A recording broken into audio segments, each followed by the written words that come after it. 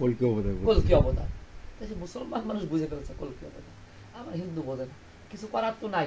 কেননা যে বলে যে এইটা আমার ছোট জিনিস দিয়ে শেষ করেছি, সময় শেষ, যে ওই গ্রামের একটা ইয়ে আছে না গল্প, যে একজন বলছে কি, হ্যাঁ যদি আমার কেউ বুঝাতে পারে আমি তো আমার তার বউ দিয়ে দেবো।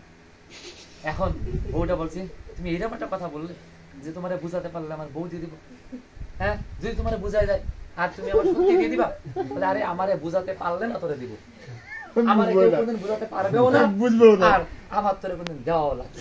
এইরকম যারা আছে এদের পিছনে আমাদের সময় নষ্ট করা দরকার নাই।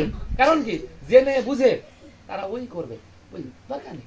আমার সাধারণ মানুষ যারা, তাদেরকে আমরা জীবনের পথে নিয়ে আসবো, তাদেরকে আমরা এই পথে এনে জীবন বাড়ার, আমাদের বাবাচা বাড়ার জীবনের পথে, জীবন বৃদ্ধির পথে আমরা সাথিয়া করে আমরা নিজেরা যেমন যোগ্য হয়ে উঠবো, এইরকম সবাইকে যোগ্য করে তুলবো। আমাদের প্রত্যেকটা মনে রাখতে হবে। আরেকটা কথা বলে শেষ করি, না বললেই নয়, যে আমাদের আমাদের সবাইকে কেন্দ্রমুখীনতা ঠিক রাখে।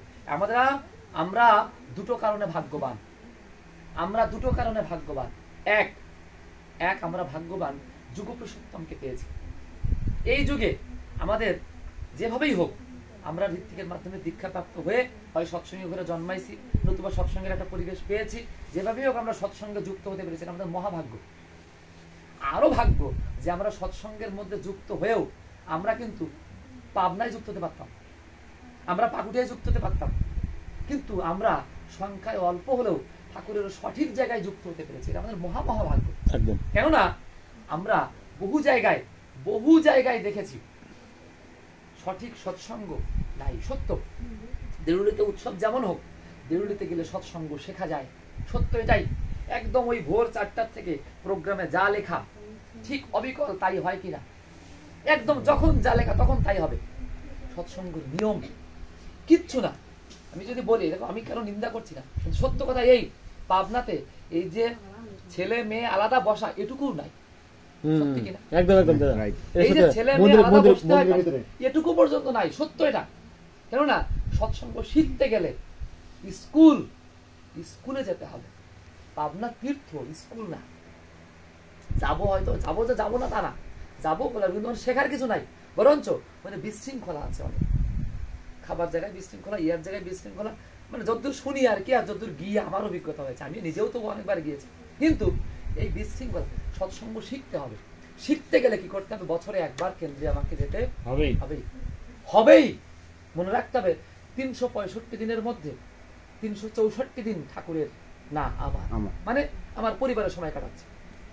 একটা দিন ঠাকুর বাড়িতে খাটতে যাব, ঠাকুর বাড়িতে আরাম করতে যাব না। ঠাকুর বাড়ি যাবো কেন? আমি তো সারা বছর আমার জন্য খাটলাম, আর একদিন খাটবো কার জন্য? ওখানে গিয়ে আমি ভালো শোয়ার জায়গা পেতেও পারি, না পেতে পারি। আমি একবার মানে আমি ওখানে খাটতে যাচ্ছি, সুযোগ পেলে একটু আনন্দবাজারে খাটবো, একটু দেখবো অন্য কেমন কি আছে না আছে, মানে ঠাকুরের জন্য খাটছি একদিন। তাহলে এই খাটনিটা আমাকে খাটতে হবে, কেননা অনেক আপদ বিপদ আছে যা ওইটুকুতে কাটে।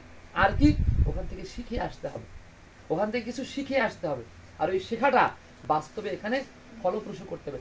তাহলেই মানুষ গড়ার কারখানা, মানে আমরা মানুষ হতে পারবো। মানে শুধু বললাম না, আমাকে শিখতে হবে, শেখা জিনিসটা আমাকে চালু করতে হবে।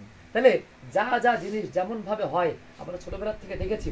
আমি বহু জায়গায় স্পষ্ট এই পাবনা পাকুড়িয়া ঋত্বিকের সামনে চ্যালেঞ্জ করে বলেছি যে বহু জায়গায় বহু মন্দির আছে, আশ্রম আছে, কিন্তু মানুষ গড়ার কারখানা দেউলি ছাড়া কোথাও নাই। কারণ মানুষ গড়ার কারখানা হতে গেলে মানুষ গড়ার কারিগর লাগে, আর মানুষ গড়ার কারিগর ছিল রণাদি মোহন মন্ডল। ছোটবেলার থেকে যেভাবে ধরে